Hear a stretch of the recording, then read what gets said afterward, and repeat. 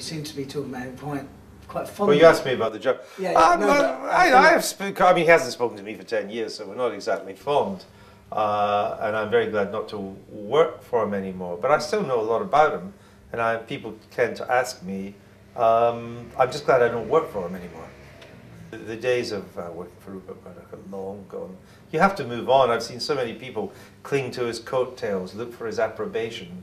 It's in some ways to be cut out altogether after we fell out over the book. It's quite a cleansing thing. Gets them out of your life.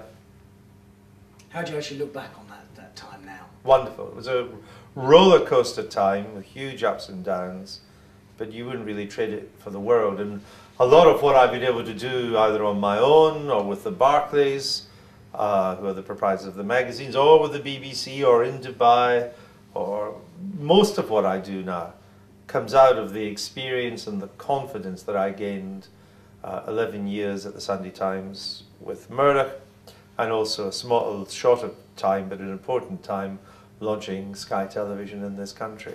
That was an opportunity he gave me that no one else could have done.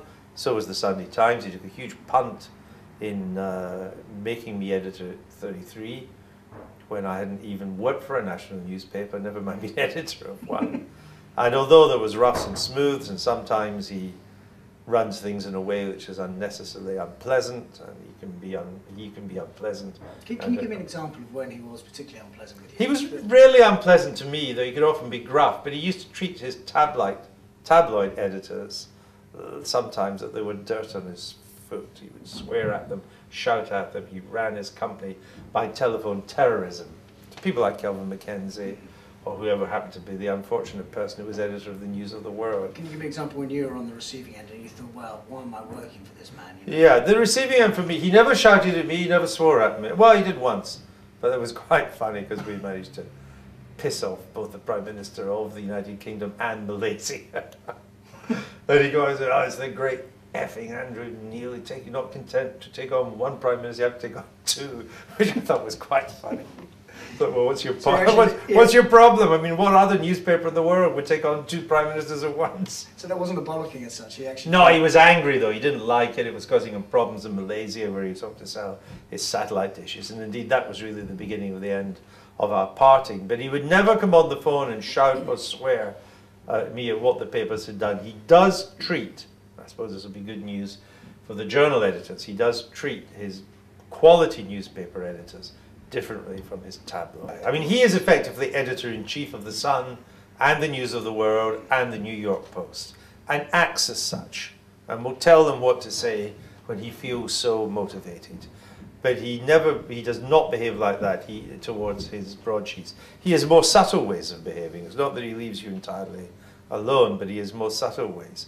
I was never at the receiving end of his rough tongue, but sometimes, you know, when you were working your pan off to get the paper out or through difficult times, he would come on and just be unnecessarily grumpy and unpleasant. I mean, I wrote in my book once that there were times, and there would be long periods of silence where he wanted you to fall into a trap, where he wouldn't say anything on the phone from Sydney or New York or Los Angeles, and you would say something to try and keep the conversation going, and he would immediately disagree with it, just to pick a fight with you. And I said, if I told him I just found $2 billion in gold bullion under the desk, he'd probably have said, is that all? Did you find more? And that was the unpleasant bit of it. But Andrew, do you think he's a contented man? Because whenever I see pictures of him, no, he's always miserable. Look, he's like me. He's a Scottish Presbyterian. We're always miserable. Are you always miserable? No, I'm not miserable. But we're never content. You always seem quite jolly. No, I'm not. I'm a lot less miserable than he is. But then his grandfather was a minister, so he's a real Scottish Presbyterian. So it also is, do you think Murdoch is a grumpy? Murdoch is prone to, yeah. I mean, he can smile and be charming when he wants, but that's usually when he wants something. His default position is pretty grumpy, yeah. He is, that's his demeanour. What does that say for someone That's that his has so demeanour. much? I guess that's what keeps him going at the age of, what, 76, 77? And still looking to buy things like the Journal and MySpace and so on. I think a kind of general dissatisfaction with what he's got keeps him going. Is that not a sad life, that he's not having some sense of contentment? Oh, I think deep down he has. I mean, you cannot own the properties he owns, from Fox Studios to the Times of London to the Australian to B Sky B, without having a sense of satisfaction with what you achieved. I mean, there'll be no one like him. Again, because the age of that dominant, the Googles of the world, that's the new world, not the Rupert Murdoch. So he goes out as, I mean, I just finished a documentary for the BBC, for BBC television, which is the press barons and prime ministers. And we've done the original Northcliffe, who invented the Daily Mail. We've done Beaver Brook, who was the big figure in the run-up to the war, friend of Churchill, and then with the power of the Daily Express after the war. We've done Cudlip, who was probably the most important of the left-wing proprietors, though he was not a proprietor in the proper sense. He didn't own the Mirror Group, but he acted like a proprietor. And we've done Murdoch, and these seem to be the four most powerful proprietors that Britain saw in the 20th century.